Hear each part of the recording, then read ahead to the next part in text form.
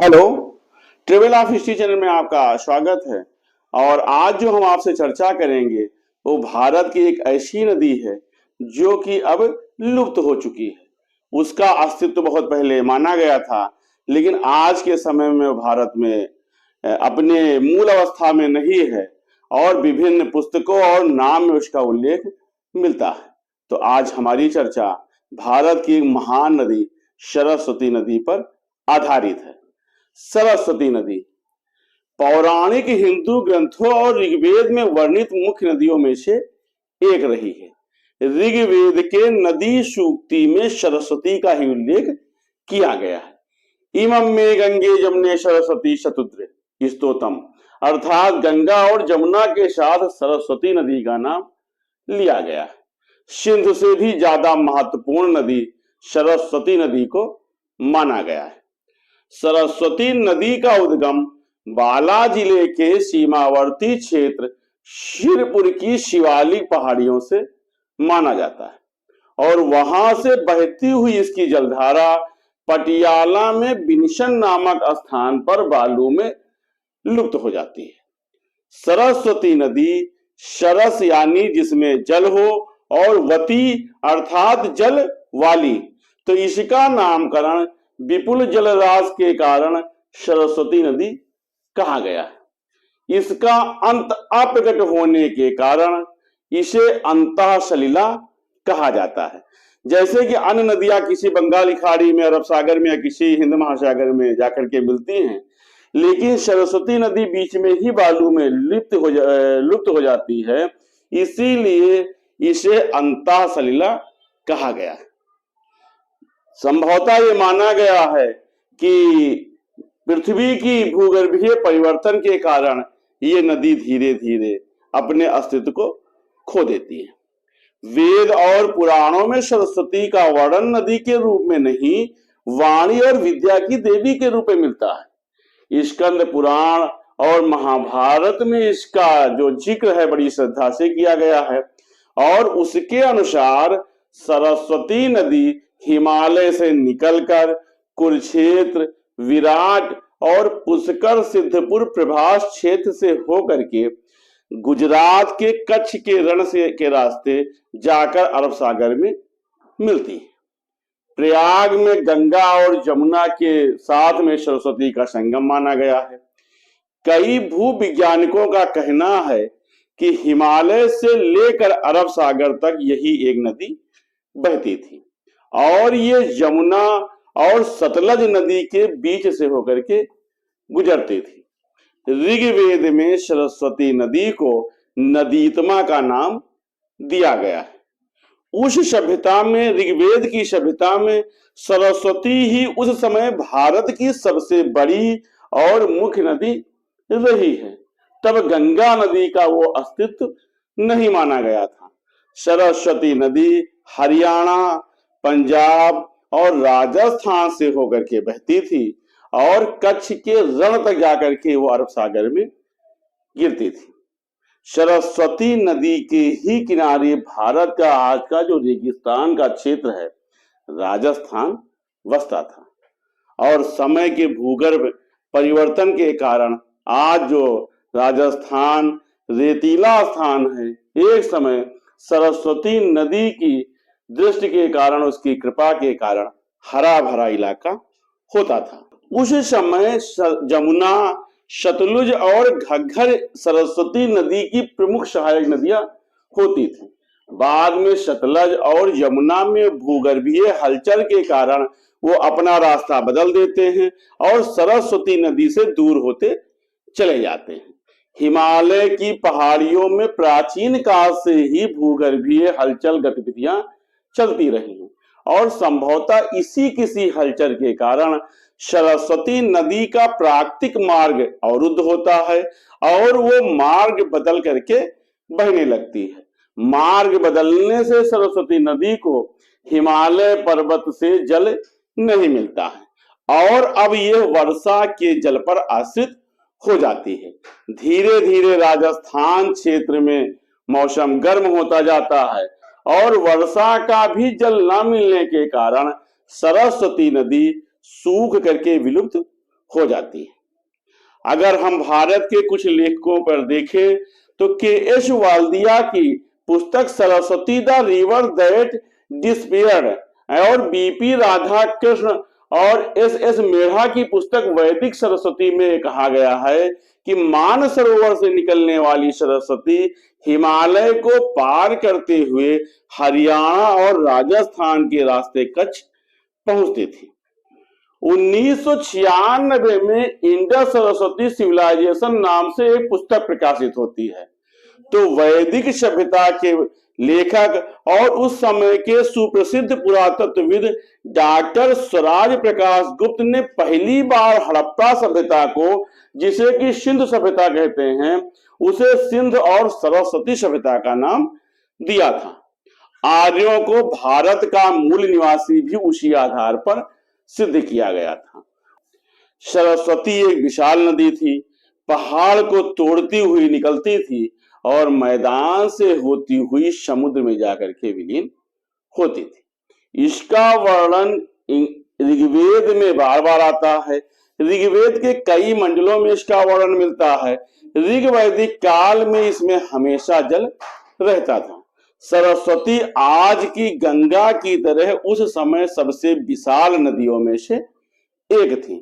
उत्तर वैदिक काल और महाभारत काल में ये नदी कुछ सूख चुकी थी।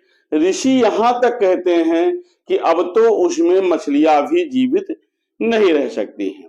तब सरस्वती नदी में पानी बहुत कम होने लगा था, लेकिन बरसात के मौसम में उसमें पानी आ जाता था। तो ऋग्वेद और उत्तर वैदिक काल और महाभारत काल में प्रमाण मिलते हैं कि एक नदी जो हमेशा सदा नीरा रहती थी, धीरे धीरे विलुप्त हो गई। सरस्वती नदी जो कि एक अपने समय में एक संस्कृत और सभ्यता की धरोहर थी, आज के समय में हमारे और आपके सामने नहीं है। हम अगर देखें तो उत्तरांचल में रूपर नाम के हिमनद से या ग्लेशियर से नदी निकली थी।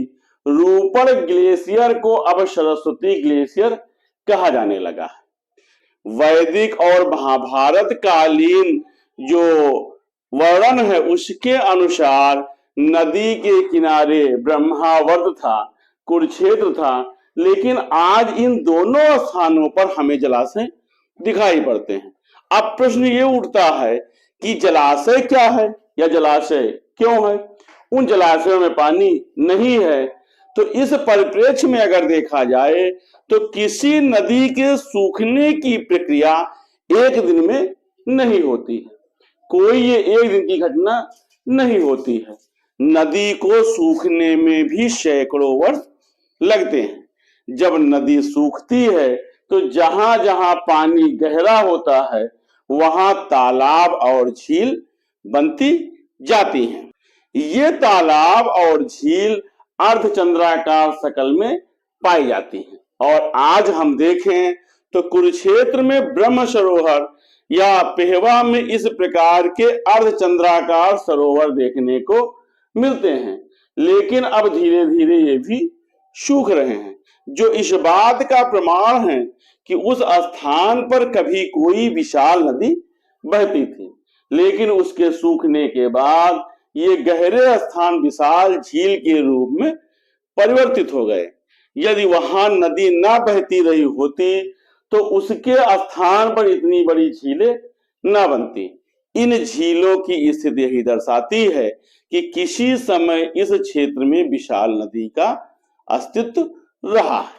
अगर सरस्वती नदी के विलुप्त होने का कारण हम देखें तो तमाम वैज्ञानिक और भूगर्भीय खोजों से पता चलता है कि किसी समय इस क्षेत्र में भीषण भूकंप आया था, जिसके कारण जमीन के नीचे के पहाड़ ऊपर उठ जाते हैं और सरस्वती नदी का जल पीछे की ओर चला जाता है।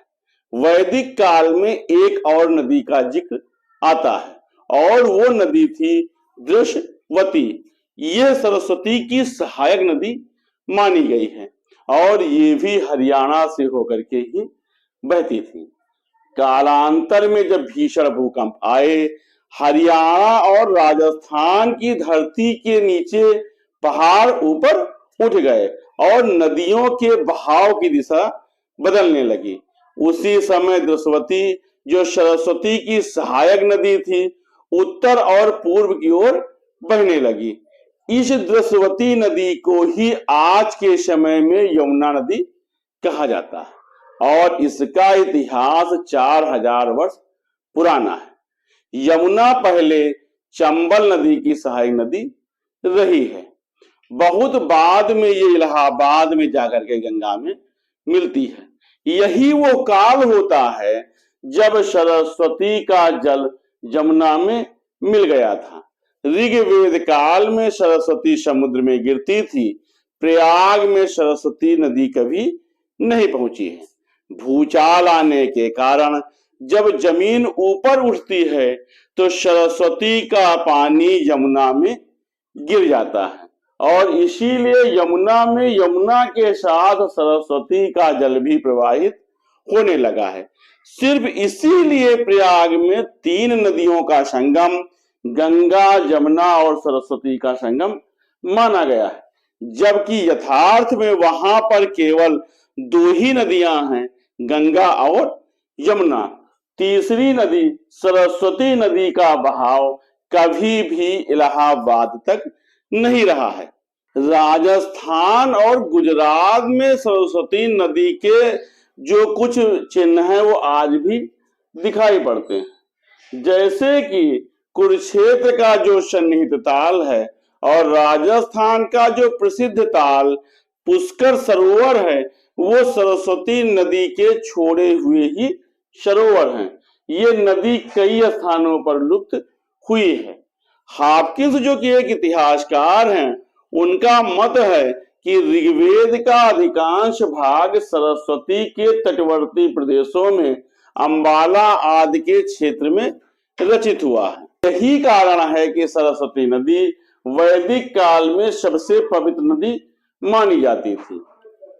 वाणी और बुद्धि के देवी के रूप में इसको इसीलिए महत्व दिया गया है क्योंकि इसकी नदी के तट पर ही पुराण और वेद लिखे गए हैं। वाल्मीकि रामायण में भारत के केकेई देश से अयोध्या आने के प्रसंग में भी सरस्वती और गंगा को पार करने का वर्णन किया गया है। सरस्वती नदी के तटवर्ती सभी तीर्थों का वर्णन महाभारत में शल्य पर्व के 35वें से 54वें अध्याय के बीच में किया गया है और इन स्थानों की यात्रा बलराम जी के द्वारा की गई थी। जिस स्थान पर मरुभूमि में सरस्वती नदी लुप्त होती है उसे विनशन कहा जाता है। महाभारत काल में विनशन पहुंचकर निषाद नामक विजातियों के स्पर्श दोष से बचने के लिए पृथ्वी में प्रवेश कर गई है, इस तथ्य का वर्णन होता है। सिद्धपुर, जिसे कि गुजरात का जो क्षेत्र है, सरस्वती नदी के ही तट पर बसा था और पास में आज भी वहां पर विंध्य सरोवर या विंध्यसर दिखाई पड़ता है, जो महाभारत का विनशन नामक स्थान हो सकता है। सरस्वती की ही धारा जान पड़ती है, किंतु मार्ग में कई स्थानों पर लुप्त होने के कारण अब ये सरोवर में तब्दील हो गई है। पारसियों के धर्म ग्रंथ अवेस्ता में सरस्वती का नाम हरयवती मिलता है। अगर हम देखें तो सरस्वती नदी का संबंध हड़प्पा संस्कृति से भी रहा है। सरस्वती नदी के तट पर बसी सभ्यता, जिसे हड़प्पा सभ्यता या सिंध सरस्वती सभ्यता कहा जाता है, और हम देखें तो सरस्वती नदी के ही तट पर इसका एक विशाल क्षेत्र बसा था। यह सभ्यता समाप्त हो गई और इसके पीछे जो कारण माना गया वो यही माना गया कि सरस्वती नदी के सूखने से ही हड़प्पा संस्कृति का विनाश हुआ था। हड़प्पा सभ्यता और सरस्वती नदी दोनों का अस्तित्व आपस में जुड़ता है। यदि हड़प्पा सभ्यता की 2600 जो बस्तियां हमें मिली हैं, जो वर्तमान पाकिस्तान में सिंध तट से भारत के गुजरात और राजस्थान तक आई हैं, तो वो सरस्वती नदी के किनारे पर ही दिखाई पड़ती है। और इन अवशेषों की कहानी केवल हड़प्पा सभ्यता से ही जुड़ती है। हड़प्पा सभ्यता और सरस्वती नदी दोनों ही आपस में संबंधित रही हैं।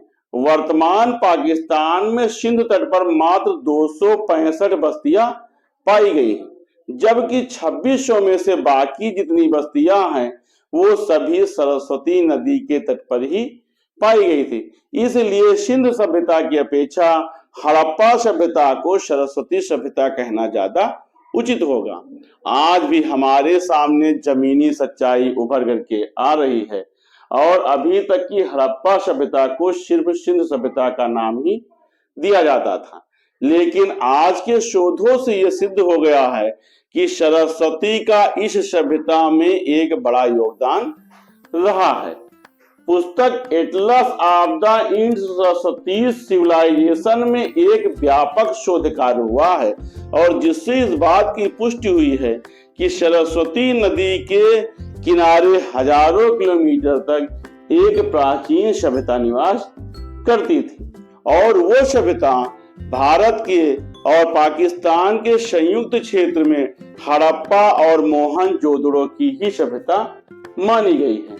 सरस्वती नदी प्रकृति के अत्याचारों से धीरे धीरे सूख जाती है और उसके सूखने से लाखों वर्ग किलोमीटर के क्षेत्र में फैली हड़प्पा और मोहनजोदड़ो की सभ्यता का भी विनाश होता है।